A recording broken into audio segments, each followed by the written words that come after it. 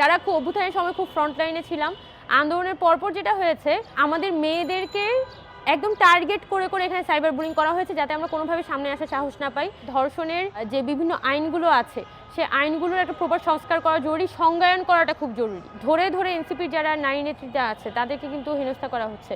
বাংলাদেশে কিন্তু বুলিংটাকে কোনো সিরিয়াস অফেন্স হিসেবে নেওয়াই হয় না। জুলাই অভ্যুত্থানের পর থেকেই তো আসলে যে পরিমাণ সাইবার বুলিং সহ্য করতে হচ্ছে, এটা আমাদের জন্য বা আমাদের পরিবার বলি, আমাদের সমাজের জন্য কারোর জন্যই তো খুব বেশি সুখকর এক্সপিরিয়েন্স না। আর সাইবার বুলিং জিনিসটা কি কেউ হয়তো আপনার গায়ে হাত দিচ্ছে না, কাউকে আপনি হয়তো সামনাসামনি দেখতে পাচ্ছেন না, ওই মানুষটা হচ্ছে মোবাইলের পর্দার পিছনে আছে, কিন্তু ওর একটা কমেন্ট, ওর একটা গালি, ওর একটা এমন একটা বক্তব্য যেটা হচ্ছে যে আপনাকে ডিহিউম্যানাইজ করে, ওই ধরনের স্টেটমেন্টগুলো কিন্তু আপনার সেলফ স্টিমকে নষ্ট করার জন্য যথেষ্ট। সরকারকে যখন আমরা বলি যে আপনারা সাইবার বুলিংয়ের বিরুদ্ধে ব্যবস্থা নেন, তখন আমাদের এক্সপেকটেশনটা কী থাকে যে সরকার হচ্ছে একটা কঠোর ব্যবস্থা নেবে। সরকার ফেসবুকের সাথে যোগাযোগ করবে, বিভিন্ন সামাজিক যোগাযোগ মাধ্যমগুলোর সাথে তাদের একদম সুপিরিয়র অফিস পর্যন্ত যোগাযোগ করবে। যেহেতু ডক্টর মোহাম্মদ ইউনূসের সাথে কিন্তু ফেসবুকের যে যারা কর্ণধার তারা কিন্তু এসেছিলেন বাংলাদেশে, এবং ডক্টর মোহাম্মদ ইউনূসের সাথে কিন্তু তাদের কথা হয়েছে। তার মানে ডক্টর মোহাম্মদ ইউনূস বলি বা বাংলাদেশের এখন ওই পর্যন্ত অ্যাক্সেসটা আছে যে যেভাবে বাংলাদেশের মধ্যে এখানে সাইবার স্পেসে বুলিংটা হচ্ছে এটাকে ঠেকানোর জন্য। কিন্তু সরকার যদি আমরা দেখি তাদের পক্ষ থেকে কিন্তু প্রপার কোনো দিক নির্দেশনাই সাইবার বুলিং নিয়ে হয় নাই। যারা খুব অভ্যুত্থানের সময় খুব ফ্রন্ট লাইনে ছিলাম, আন্দোলনের পরপর যেটা হয়েছে আমাদের মেয়েদেরকে একদম টার্গেট করে করে এখানে সাইবার বুলিং করা হয়েছে যাতে আমরা কোনোভাবে সামনে আসার সাহস না পাই। আর যারা আপু উনি খুবই বিখ্যাত, মানে সারা বাংলাদেশে কিন্তু কোভিডের সময় থেকে উনি হেলথ টিপস দিয়ে আসছিলেন, সেই জায়গা থেকে একদম গ্রামের রুরাল এরিয়া পর্যন্ত কিন্তু জাসিম জাহরা আপুকে চিনে।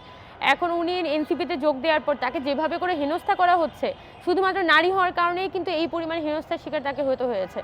এবং ধরে ধরে এনসিপির যারা নারী নেতৃত্বে আছে তাদেরকে কিন্তু হেনস্থা করা হচ্ছে। সরকার যদি এখানে স্ট্রং না হয় তাহলে মেয়েদের জন্য জার্নিটা অনেক কষ্টকর হয়ে যাবে সামনে। সরকার কিন্তু এই গত কয়েকদিনের পরে সরকার কিন্তু কিছুটা স্ট্রিক্ট হয়েছে, বা তারা কিন্তু একটু চাচ্ছে যে আইন শৃঙ্খলা পরিস্থিতি স্বাভাবিক করতে। আমাদের স্বরাষ্ট্র উপদেষ্টা বারবার এখন মিডিয়ার সামনে এসে কথা বলছে, যদিও ওনার কথাবার্তা কিছু হচ্ছে এটা আমার কাছে মনে হচ্ছে না। তারা যে 6 মাস আসলে কী করেছে সেটার একটা প্রবার জবাবদিহিতা স্বরাষ্ট্র উপদেষ্টা, আইন উপদেষ্টা এবং নারী ও শিশু বিষয়ক উপদেষ্টা তাদের পক্ষ থেকে থাকা উচিত। না এখানে আওয়ামী লীগের বিচার ঠিকঠাক মতো হয়েছে, আমরা না এখানে কোনো একটা চার্জশিট পর্যন্ত এখনও পর্যন্ত কোনো মন্ত্রীর এগেনস্টে তৈরি হয় নাই। আমাদের শহীদ পরিবারের সাথে দেখা হলে তারা খালি জিজ্ঞেস করে যে অভ্যুত্থান করে আমাদের লাভ কী হলো, এই ধরনের একটা পরিস্থিতি তৈরি হয়ে গেছে।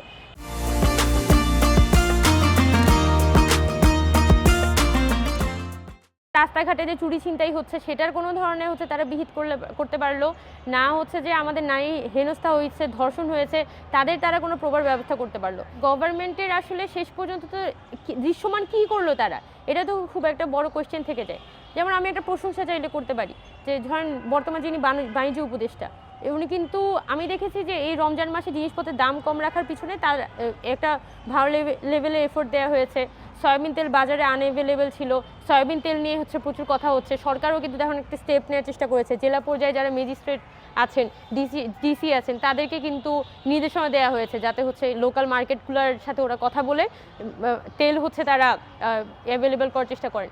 এখন আমাদের স্বাভাবিকভাবেই যদি আমাকে জিজ্ঞেস করেন যে আমরা কী চাই, আমরা গতকালকে আমাদের ঢাকা বিশ্ববিদ্যালয়ের যে ধর্ষণ বিরোধী মঞ্চ সেখান থেকে আমরা স্পেসিফিকভাবে বলেছি যে বাংলাদেশে ধর্ষণের কেস কিন্তু প্রচুর বেশি। আর বলা যায় যে 4600 আপনার ধর্ষণ হয়েছিল গত 2-3 বছরে। এখন ওই অবস্থায় ধর্ষণের কেসগুলোকে আলাদা করে একটা বিশেষ ট্রাইব্যুনালের আন্ডারে এসে যদি এখানে বিচারটা করা হয় তাহলে খুব দ্রুত আমরা বিচারটা পাবো বলে আমরা আশা করি। আরেকটা বিষয় হচ্ছে যে ধর্ষণের যে বিভিন্ন আইনগুলো আছে সে আইনগুলোর একটা প্রপার সংস্কার করা জরুরি, সংজ্ঞায়ন করাটা খুব জরুরি। সেখানে আমাদের দেশে কিন্তু এখনও নারী নিপীড়ন বিরোধী যে আইনগুলো আছে সে আইনগুলো খুবই ভেগ এবং একদম আমব্রেলা আকারে আইনগুলো ইউজ হয়, যার কারণে দেখা যায় যে একই আইনে প্রচুর কেস ঝুলে থাকে এবং এই কেসগুলোর প্রপার সুরাহা হয় না, আসামি খালাস পেয়ে যায়, জামিন পেয়ে যায়।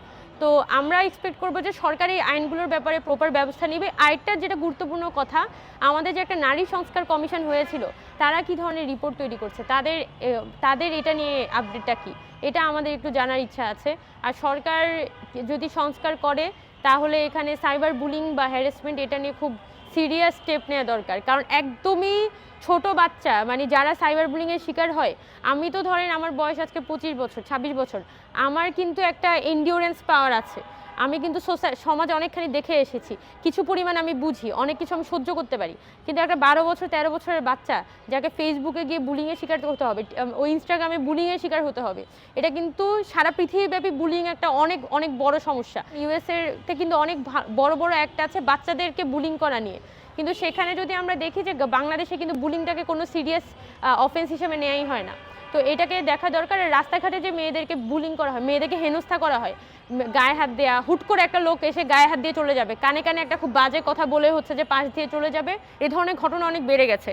তো এই পরিস্থিতিতে আমি মনে করি যে এখানে সরকারের পক্ষ থেকে একটা প্রপার ক্যাম্পেইন করা, একটা সামাজিক ক্যাম্পেইন করা, সারা বাংলাদেশ ব্যাপী একটা ক্যাম্পেইন করা, যে কেউ যদি নারী হেনস্থা করে তাহলে তাকে সামাজিকভাবে প্রতিহত করা, এবং নারী হেনস্থাকারীদেরকে আইনের হাতে সোপর্দ করার যদি এখানে সরকারের পক্ষ থেকে নির্দেশনা দেওয়া হয়, তাহলে কিন্তু এই হেনস্থার এগেইনস্টে আমি মনে করি যে একটা সামাজিক প্রতিরোধ অবশ্যভাবে গড়ে উঠবে। কারণ আমাদের তো ভাইই আছে, আমাদেরই তো বাবারা হচ্ছে চাকরি করে, আমাদের তো দিন শেষে ফ্যামিলিতেই যেতে হয়, এবং আমাদের ফ্যামিলিরাই আসলে চায় যে আমার মেয়েটা যাতে স্বাধীনভাবে, আমাদের মেয়েটা যাতে সিকিউরডভাবে ঘর থেকে বের হতে পারে, আবার সিকিউরডভাবে রাতে যখনই হোক অন্ধকার রাস্তায়ও সে যাতে বাসায় ফিরতে পারে।